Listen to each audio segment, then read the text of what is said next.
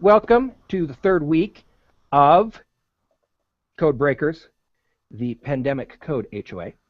And this week, our code breakers are, in no particular order except alphabetical, Ammon Johns and Grizz. And guys, quickly tell us why, because our code breakers pick the subject they want to cover. So the two of you got together and decided you wanted to cover Minecraft. What on earth caused that conversation?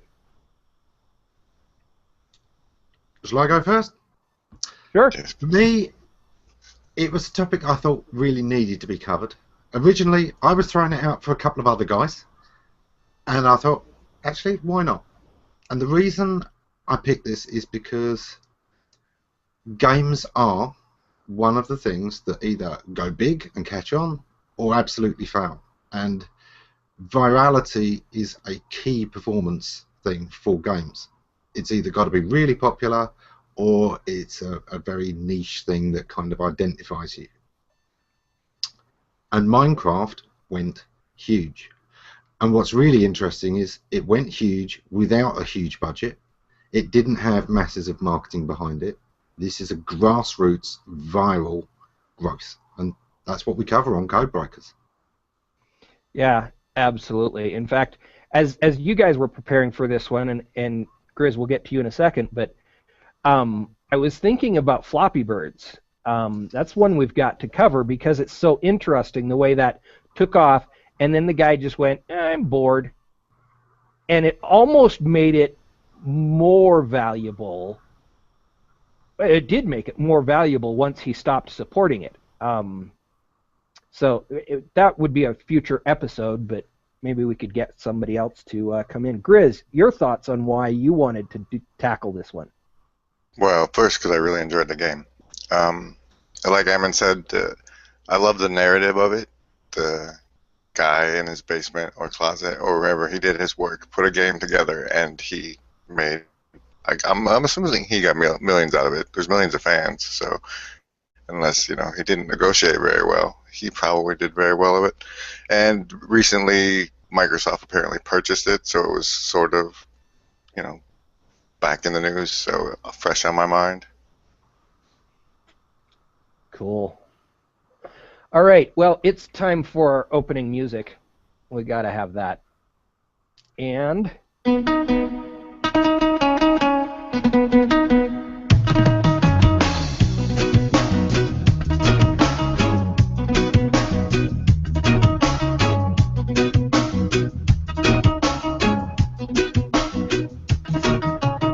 she's out cold before I can turn the light. Excuses are made for everything she does in life. I let go in hopes to avoid a fight. But could it be I'm holding on a way too tight? A barrier, defensive walls in, and I ask her, where does she go? all right, there we go. Those are some of our opening photos. I don't know if we'll get back to them or not. I found them interesting as I was trying to pull the images for that intro. Some of them were pretty funny, especially the nod to Windows XP. So it's now time to really let you guys dive in, take off, and do your thing. So what are some of the... you guys just take it, roll with it. It's your show from here on out. Okay. I'll start with my exposure. I got in before it hit Xbox, so I was playing with I came from a different game. It seems that gamers will meet in a game and then travel to different games with each other afterwards. And we were in between games, and somebody brought Minecraft to me, and I was like, "These are the worst graphics I've ever seen in my entire life. Why are you wanting me to play this?" And probably by the second day, I was hooked. So that's how I got into it. And when was that? Oh, they hadn't even added the end of the game yet. So at the time I got into it, it was completely open. There was no point in playing whatsoever, and we were doing it anyway. Wait, there's a point to the game? Well, like most games have objectives and an ending, and this is just, you know, here's a world, survive in it, and do whatever you want. And that freedom, I think, is one of the giant appeals that make this work so well. Yeah, and it's something that gamers are hugely interested in is what we call sandbox games, where you can change the world and you can make it your own and you can really have an impact on that world. There's nothing worse for a lot of gamers than, you know, they're in a game, they do something major and nothing changes. There's no sign of them having done this, and that's especially true in role-playing games. If you can't change the world around you, it reinforces that, you know, this is just an idle pastime. But if you can change things, it just adds that extra dimension. It gives you power, it gives you responsibility, it gives you control, and ultimately it gives you enjoyment. There's it also has the exploration appeal, because the worlds are completely randomly generated. I mean, you can put a seed in and it'll repeatedly generate according to that seed, but you got to explore the world that they dropped you into and tame it. It was kind of like I wonder if it doesn't tag into some primitive drives, those sorts of things. Okay, Yeah, now we absolutely. need Manny or Craig on here. Where are they? They're not even in the audience. They're playing Minecraft. Probably. And here, we all thought that Manny and Craig worked. Okay. So one of the things that we touched on in the green room that I think is so fundamental that we need to bring it up early is that a huge part of the appeal of this game is how open it is, how much control you can have over it. And the thing that I've found with any of these games that go viral is there is almost always a very strong modding community. And modding means the ability to modify the game and personalize it and customize it. So this follows on from the whole sandbox theory. But you can share mods. So it can be that, you know, it's as simple as particular costumes for characters. Sims had a lot of modding going on with character costumes. And of course, Sims was very successful for those same kind of reasons. Minecraft is one of the most modded games I've ever seen. There are so many mods out there, and I think that's a huge part of the community. I wanted to recount my first. I remember when I was first exposed to Minecraft before my friends hit me up to start playing. It was a YouTube video because somebody had used the game to make a complete replica of the Starship Enterprise in creative mode, I guess. And I was just like, wow, this guy has way too much time on his hands. And it should have served as a warning to me of the addictive nature of what I was being exposed to, but I was completely oblivious and got sucked in. It's like it's nice to be able to create something and then show it to people. And not only is this a game, but also it's a platform for doing that. And there's Craig. Yes. Craig just jumped in. It's a good time to show what he said here.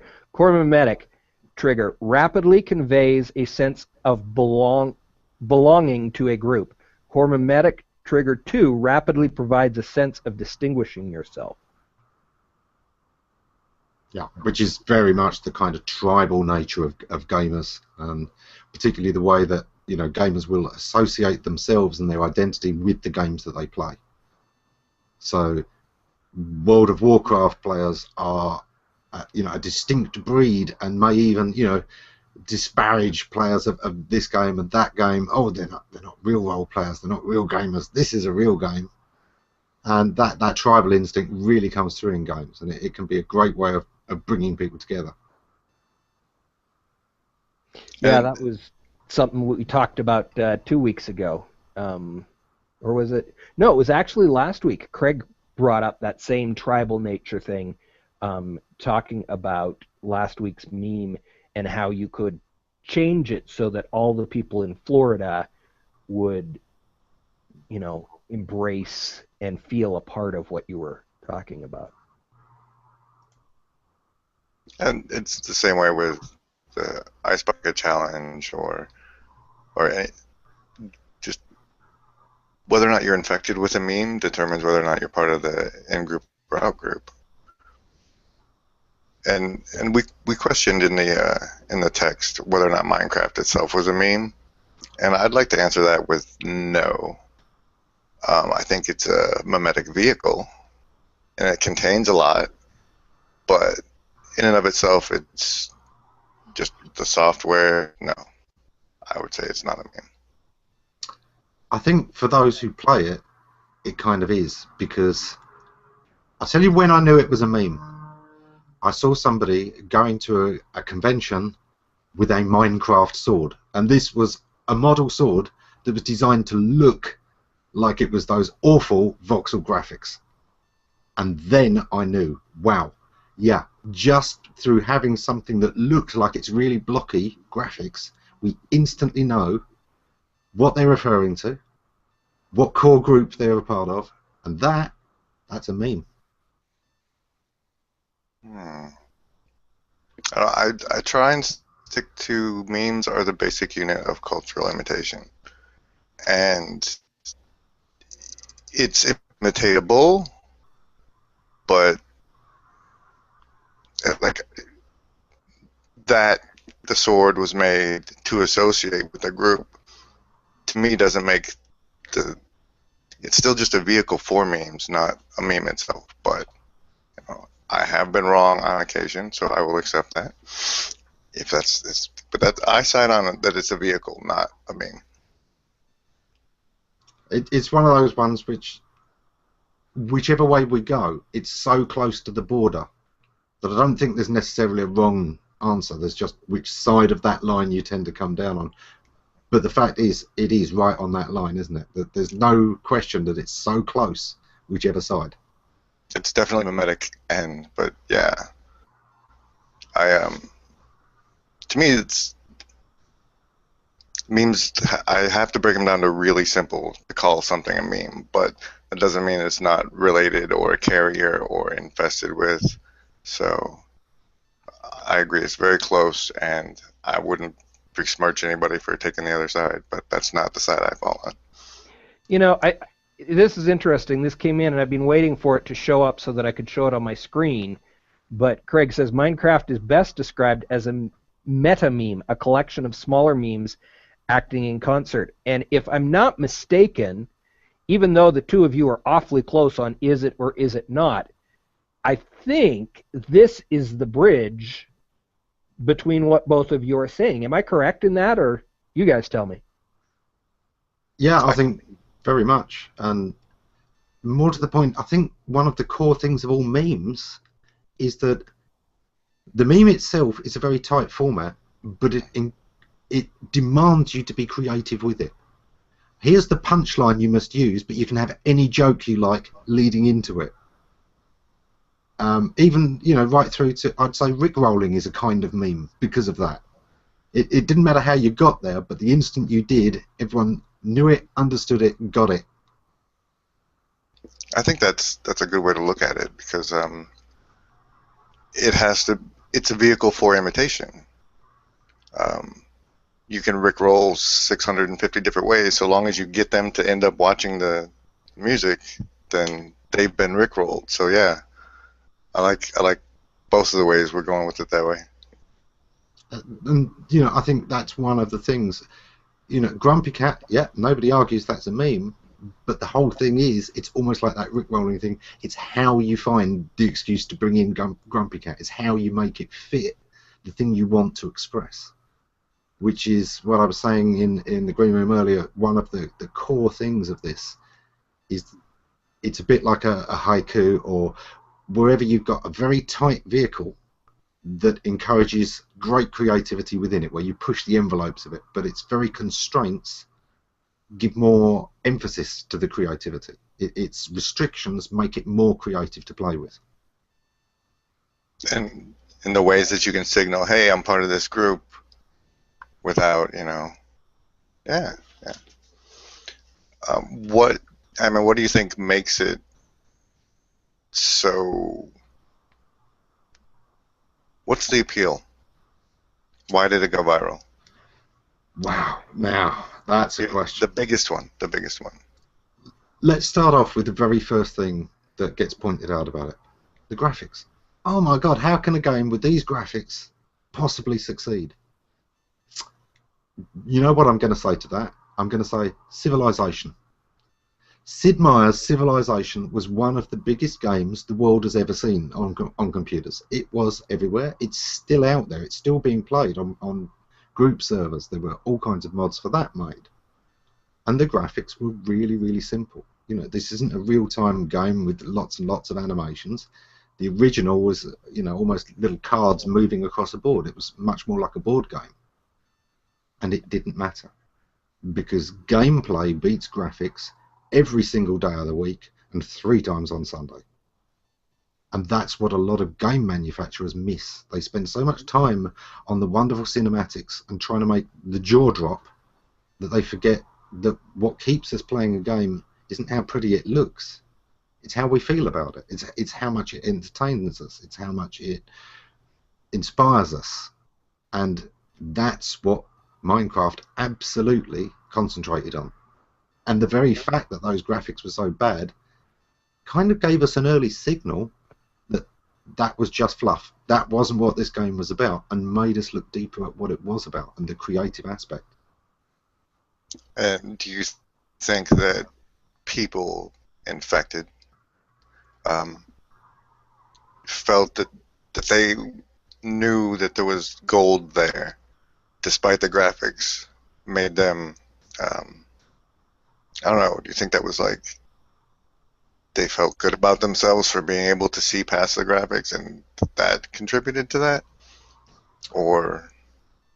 I think, in a way, and remember, one of the things we've really pointed out here is how much the sandbox, how much the ability to personalize it, how much the ability to be an individual within a group is part of what makes anything go viral.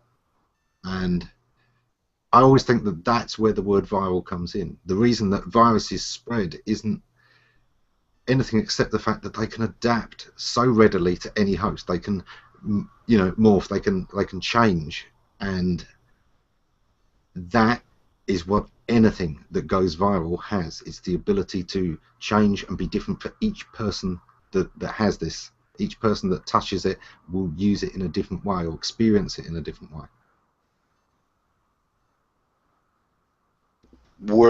When did you become aware of Minecraft? At that convention, or? No, I have a rough eye on games all the time, and some of the magazines that cover lots of games started to mention it. And it was more of an underground game, but it was just sort of, hey, you wouldn't believe what somebody's done here. It's interesting to see voxels coming back, because they'd been used for a little while very early on and never really explored. And voxels, for the audience, that's what gives it that very blocky kind of look. It's the way that the 3D objects are handled in the world.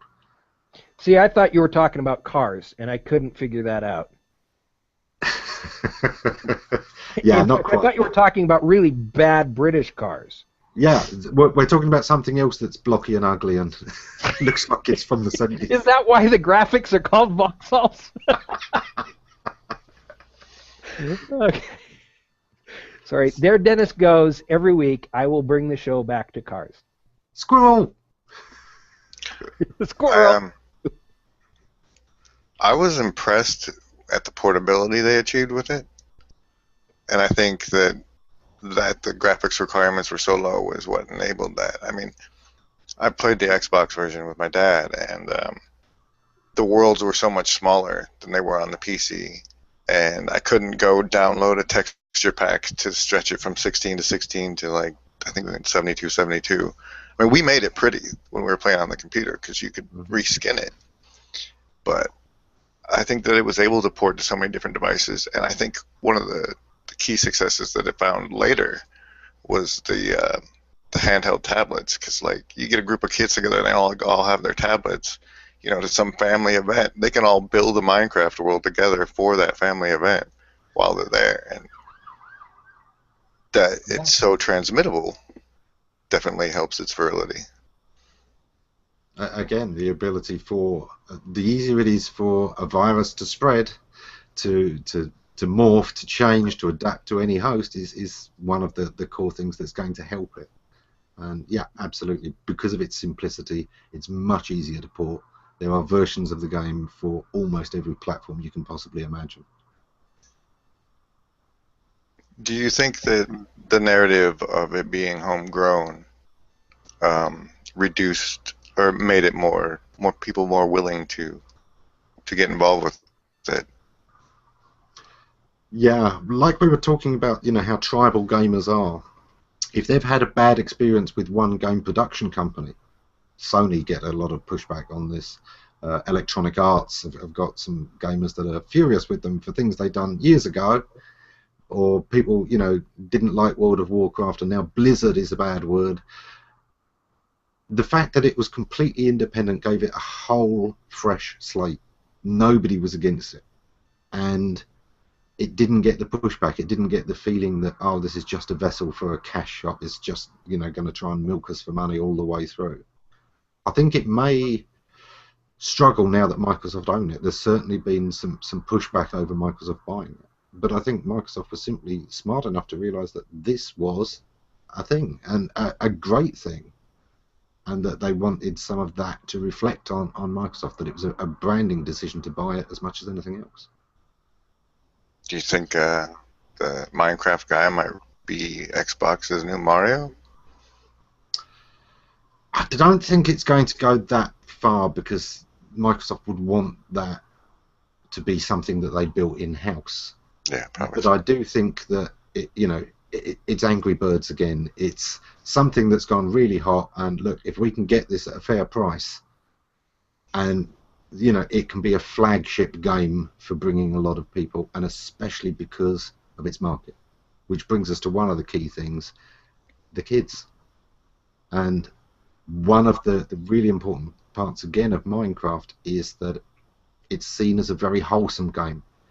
In a time where a lot of games are about war or crime or violence, although Minecraft has monsters and it has some fighting, it's not a violent game. It's not a warlike game. Most of it is trying to avoid the monsters. Well, I don't know if I go that far, because some of the greatest fun I've had playing is dumping lava on my friend's treehouse. But at least it's not inherently overly violent, and so people can feel good about it. But with it being so sandbox, what you can do with it is, you can build completely inappropriate structures. Yes. Which again gives it the rebel appeal. And, the sheer volume of stuff that's out there. After this show, everybody just look on YouTube, put in the word Minecraft, and see the sheer variety of stuff that's out there. There are people who have literally gone through every pop song they can think of and done a Minecraft video to it. It's phenomenal how much creativity is out there that Minecraft is allowing. It's a platform for your individuality, and I think any virus that's got that has got a really good chance. I think one of the core points of the pandemic code is going to be coming back to that point again. Is this something I can own and adapt and make my own? I've got an interesting story, and if you watched the entire really bad trailer video that I created, thanks to the library's horrible internet, you've already heard this story, but my stepson does not like, or did not like, Minecraft at all. He's a very typical gamer. It's either sports games or it's, quest games. And so one Saturday, my son built a quest game inside of Minecraft.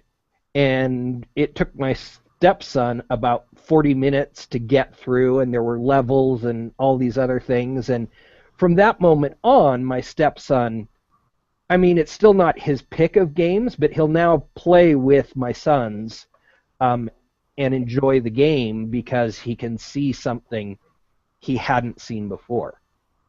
And they had, I don't even know how he did all of this. They had timers. If you didn't get to a certain point, then you got blown up, and it was quite a little game. And I just went out of focus. Yeah. So there's really interesting things that can be done with this this platform. Yes.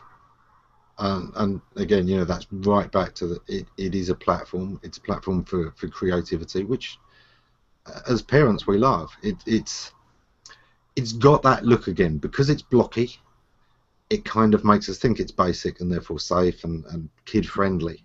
And then you get into it, and I mentioned earlier, it's got that almost Lego effect. It's something that they are building. They're doing something very positive with, and because it's got so much creativity in it, I would absolutely say this is an educational game in all sorts of ways, but it really does enable them to create and share and do positive things that we would love our kids to be doing.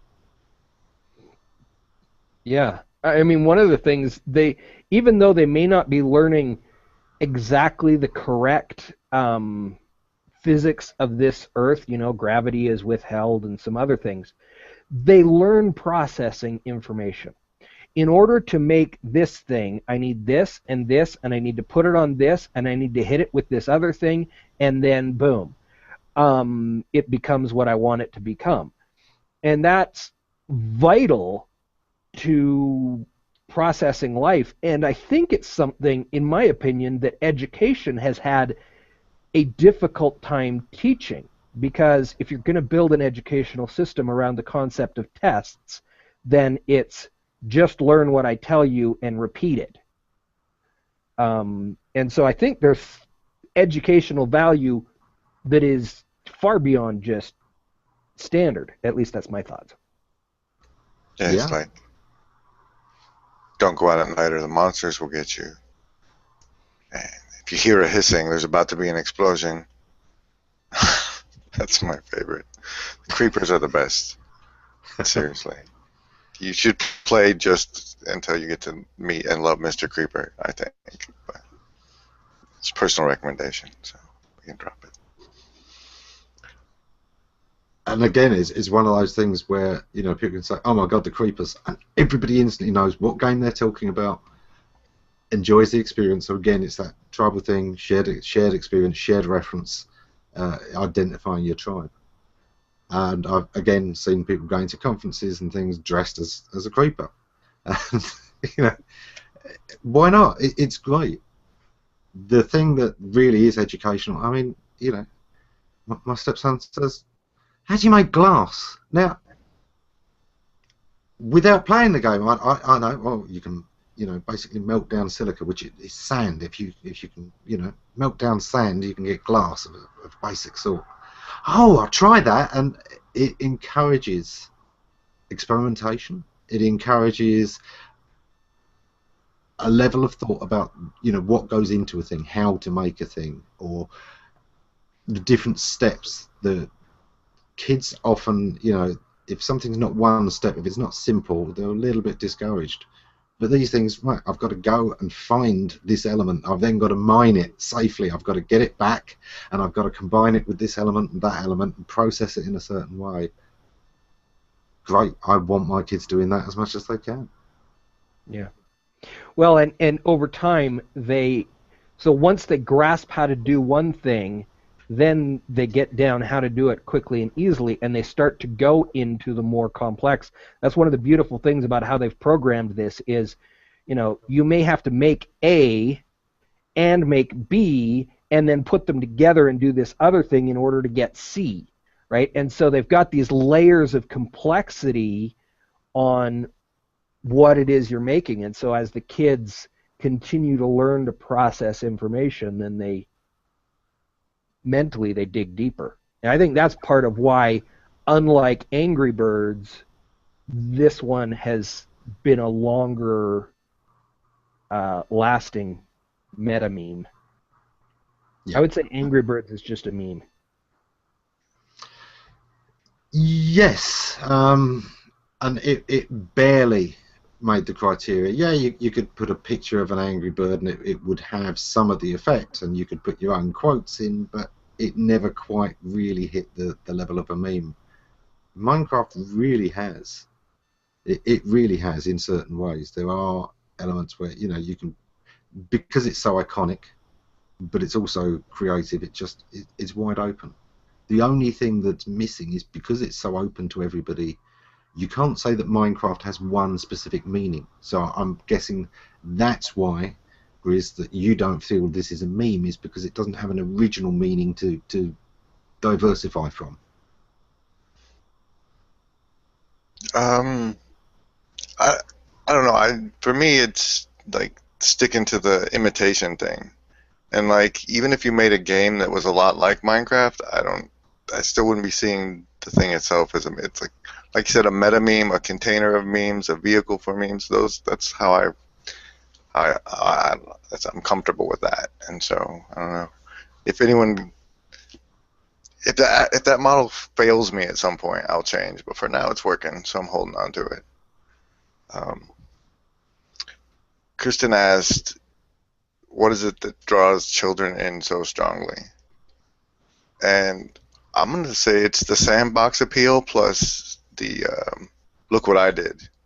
That you can watch someone beat a boss in other video games, but in this one you can go grab your parents and show them what you made, which is, I think, the strongest draw for children.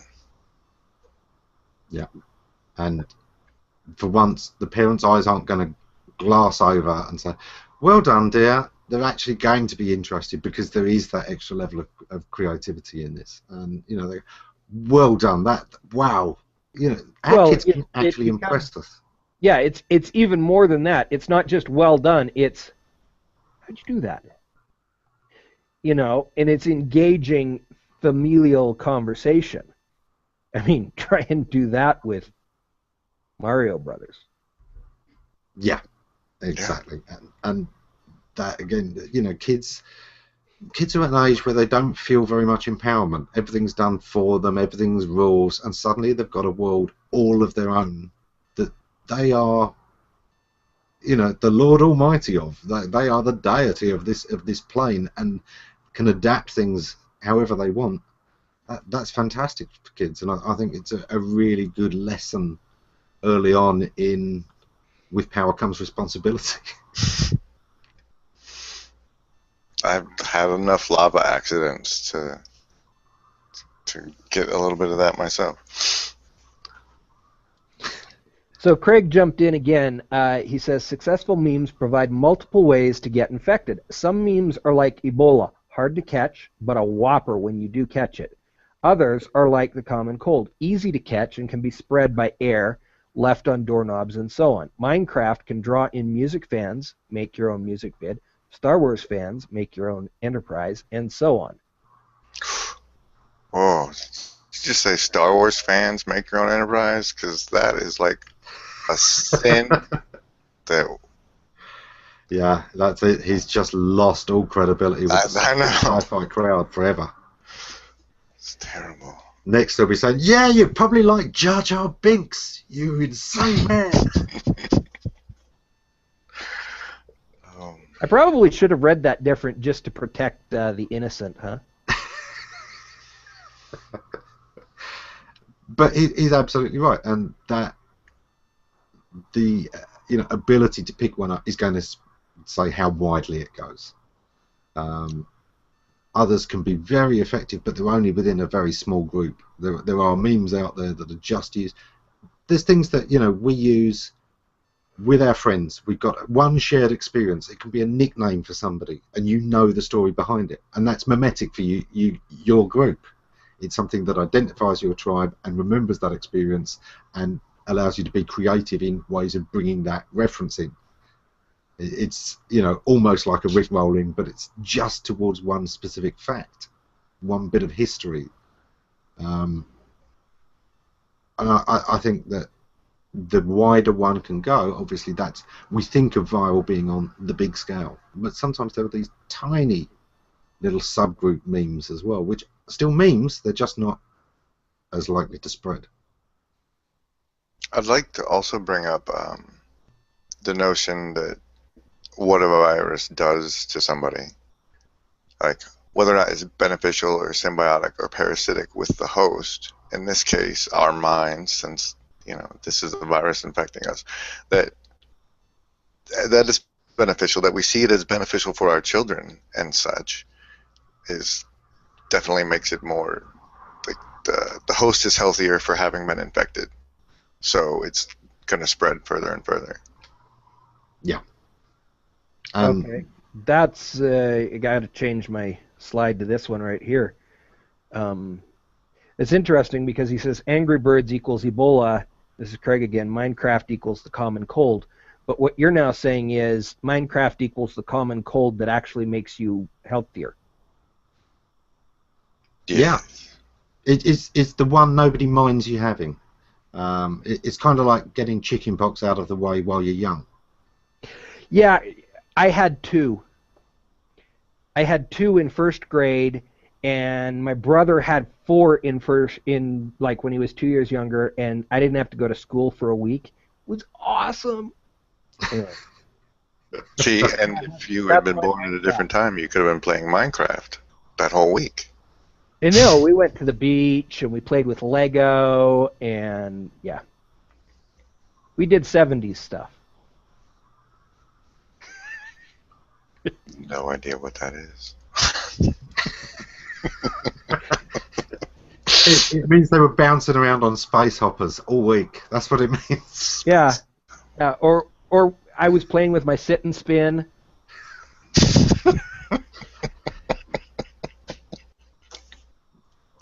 Dennis, I'm not sure when people said, "Hey, Dennis, go sit and spin," that they meant go and play.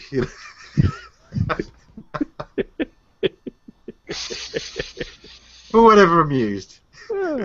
Yeah, thanks. So, okay, we've done the kids, but let's go broader again, because this is, I think, one of the things that's really good for this. We've mentioned the modding, but that modding is a step into game development. There are people who are starting to get interested in developing games and making the whole gaming world richer, for Minecraft having been a step towards that, the ability to create mods on this and then create their own games within the platform. And in a way, I think it's almost more successful than Second Life, which really impressed me as a platform, for the ability to make your own games and make your own world in it. It's complex, and it required much more attention to the detail and how it looked and things like that, whereas this, it's more accessible. It's an easier first step. And because what we're trying to do here is study how things become viral or pandemic, that is really vital.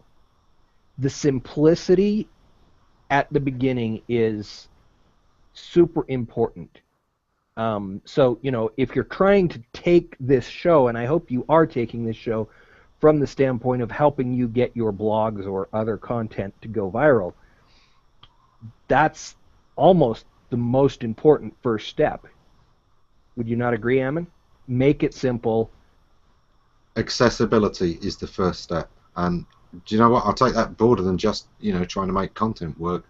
Your website itself, accessibility is the very first step. If things can't access it, if they can't get anything from it, it's never going to work. So it's got to be something that everyone finds easy to get there and get something from, and that means good code that the browsers work on. It means good code that the search engines can access and understand what's on the page, and of course it means that when a reader gets to this page, they can engage with it. They're not distracted by navigation and ads everywhere that just get in their way. It's about being accessible, being an easy way to get in, get your first few steps in, because once somebody's taken those first few steps, momentum carries them forwards. Yeah. Anything that increases the ability, that reduces barriers to exposure, and the more easier it is to imitate, the more contagious it'll be. Mm-hmm.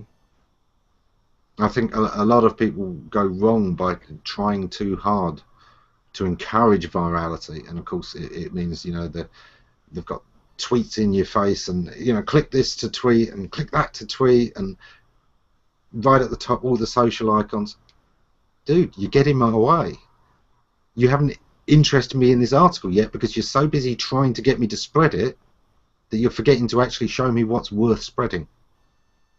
And half of your viewers can leave before they've even got to that point. Mm-hmm. Yeah, if I click through on something and it asks me to like it on Facebook before I even read the article, I'm pretty much done with that site unless, it's got a reputation that make me give it a second chance. Exactly. You've got to really want to go in there in order to like it on Facebook, give them an email address. It's like, well, no, give me something first, and then I'll give you everything. Yeah, I tell you what bugs me the most is you get on a page, you start to read it, and up comes this huge box in your face, subscribe to our newsletter. I haven't even read one page yet, and you're bugging me. Like, You've already made me feel like you're going to spam the hell out of me if I do. Yeah, not only am I not going to subscribe to your newsletter, but now I hope you die. So if this is how you're going to treat people, you don't deserve to be in business. I don't know. Maybe that's it. It is virality. We are hoping that they contract a very nasty virus. Yeah. It's interesting. I've experienced this week, and I know somebody in the audience is going to complain that here's Dennis talking about his own stuff again, but I process the world through my experiences. But David Amerlin told me last week that so much of my content is 40 minutes to an hour, and it's difficult to get to know you. And he says, start creating little, small, daily snippets. At first he's been bugging me for about a month. You need to start blogging about what you're doing. I'm like, dude, I don't write. So then he came up with the idea of what I'm doing now, which is at 2 o'clock doing these little teeny snippets. What's been amazing to me is who's engaging with them. These are people that we know each other, but they've never engaged with my content, who are all of a sudden engaging, sharing, asking questions, giving advice, and there is no way I could have got them to engage. And it's exactly what you're saying, the simplicity. Sometimes we need those simple things to be able to get people to engage with the rest of our content. I mean, the obvious easy thing is something pops up on the screen. That's annoying. But sometimes all our best efforts still may be getting in our way. Yeah. Well, content size is going to limit your exposure because everybody's only got 24 hours in a day, and asking them to, out of the blue, cold call, or even through periphery, hey, can I have an hour of your time, it's pretty big request. But check out this 4 minutes is much more accessible. Yep. Yeah. I can't take any credit for it. But you've done the action. You've taken the advice and put it into action, so you can take credit for that. I can. Thank you, Grizz. All right, so it's time to close down this week's show. Before we close down, I'm going to ask Ammon and then Grizz in that order to give their last closing thoughts. And then, as usual, and I did not have a chance to tell Grizz and Ammon this, but I close this show down by turning on the last music and leaving the pseudo green room open a little bit while we just talk on closing thoughts. So, yeah, your mics will be on for a minute. And everyone in the audience, no, I didn't forget to hit the stop broadcast. I'm just being gimmicky. Okay, Ammon. Okay, so I think we've covered a lot this week, and really, through Minecraft, explored what a meme is, the whole core of it, and getting to the idea that it's got to be able to mutate, to adapt to us, to be adapted by us.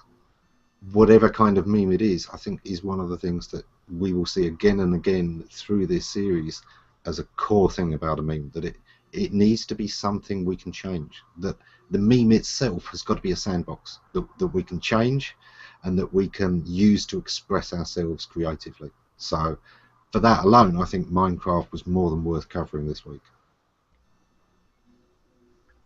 Oh, well, with that, I'm just going to follow with, I think that if anything gets as big as Minecraft has gotten, that it's worthwhile to check it out just so you can relate to its audience. Because with this level of popularity and with the children growing up with this level, I mean, it's a great inroad to communicate with others, just sharing that kind of infection with them.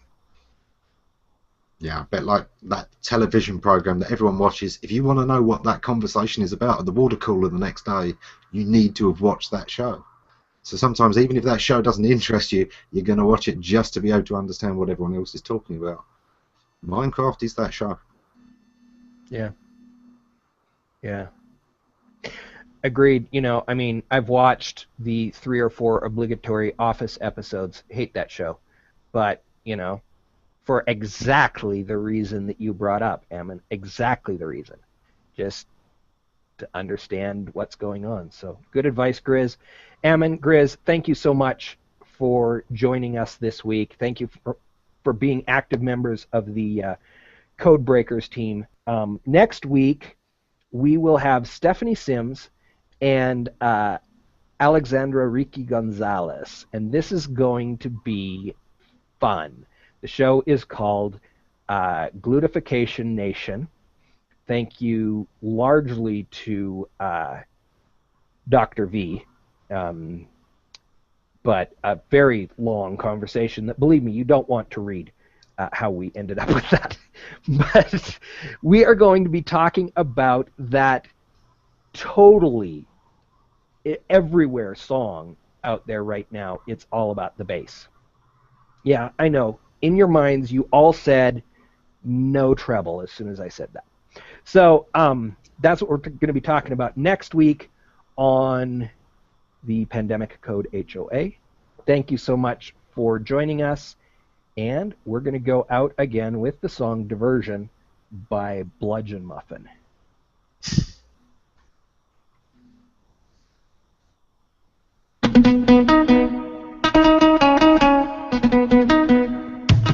Talk?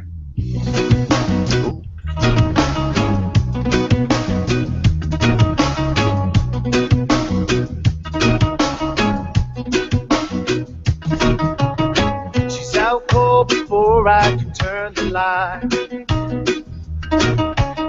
Excuses are made for everything she does in life. I let go in hopes to avoid a fight. But could it be holding on way too tight?